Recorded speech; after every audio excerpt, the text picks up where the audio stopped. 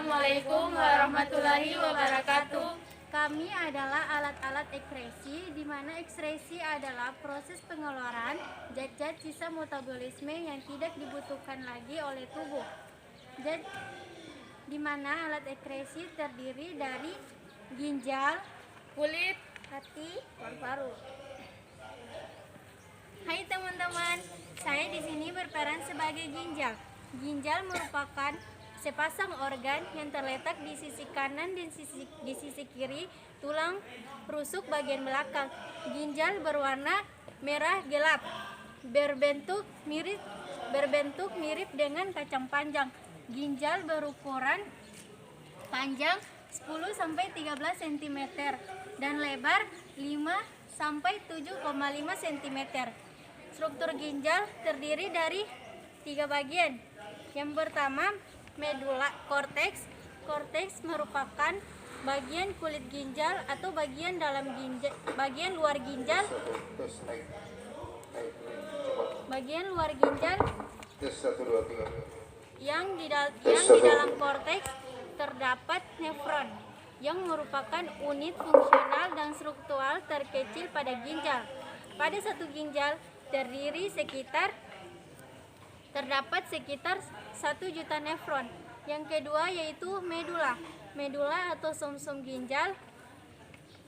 Medula terletak di bagian sebelah dalam atau sumsum ginjal. Mohon perhatian kepada Bapak Ibu yang mengajar di jam pertama. Waktu telah selesai.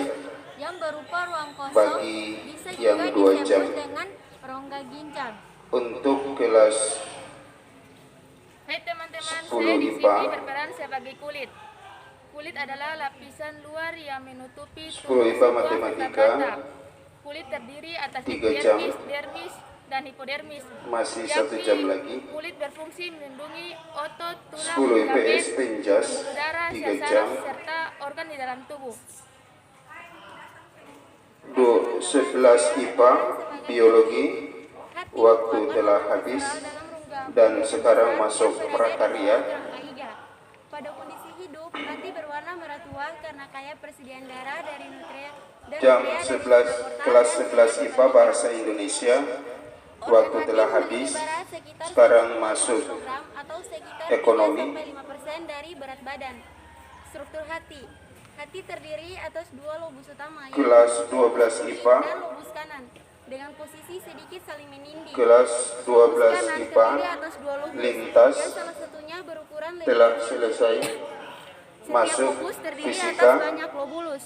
Lobulus merupakan Kelas unsur terkecil yang menyusun 3 hati. IPS, Sementara kelas itu, 12 IPS, jaringan hati tersusun sosiologi atas telah lapisan selesai. Sekarang Antar masuk lapisan lintas. hepatosit dipisahkan Kepada oleh Bapak Ibu yang mengajar 2 jam, antara segera hepatosit meninggalkan satu kelas dan hepatosit lain dan dipisahkan guru di oleh jam kanal kedua kulit. menggantikannya. Bagian luar hati Terima dilindungi kasih. oleh kapsula hepatika, dan di dalam jaringan hati terdapat beberapa pembuluh darah, yaitu arteri hepatika dan vena porta hepatika. Pertemuan antara arteri hepatika dan vena porta hepatika menghasilkan sinusoid, dan pada sinusoid inilah kemudian terjadi spesialisasi sel yang menghasilkan sel Kupfer. Sel ini bertugas memfagositosis organisme asing dan zat-zat berbahaya dalam tubuh. Dari fagositosis tadi kemudian menghasilkan bilirubin. Bilirubin kemudian diekskresikan oleh kanalikuli dalam wujud MP2. Fungsi hati ada 5, yaitu 1. Sebagai sumber energi. Hati juga menyimpan energi dalam bentuk glikogen. Glikogen dibentuk dari glukosa. 2. Sebagai tempat menyimpan vitamin-vitamin. Hati juga mengumpulkan dan menyimpan beberapa persediaan vitamin seperti vitamin A, D, E, dan K. Vitamin ini kemudian akan disimpan selama 2-4 tahun. 3. Sebagai pabrik kimia dalam tubuh. 4. Sebagai pembersih atau detoksifikasi. Hati juga membantu membersihkan zat-zat beracun dalam tubuh seperti obat dan alkohol dari aliran darah. 5. Sebagai alat ekskresi. Hati juga mengekskresikan cairan empedu secara terus-menerus, di mana cairan empedu ini mengandung air asam empedu, garam empedu, kolesterol, dan fosfolipid atau lisetin, dan juga pigmen bilirubin atau biliverdin. Bilirubin dan biliverdin merupakan zat warna bagi empedu dan mengandung warna hijau biru.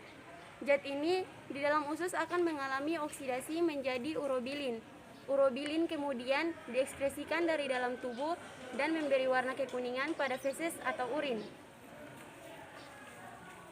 Hai teman-teman, saya di sini berperan sebagai paru-paru.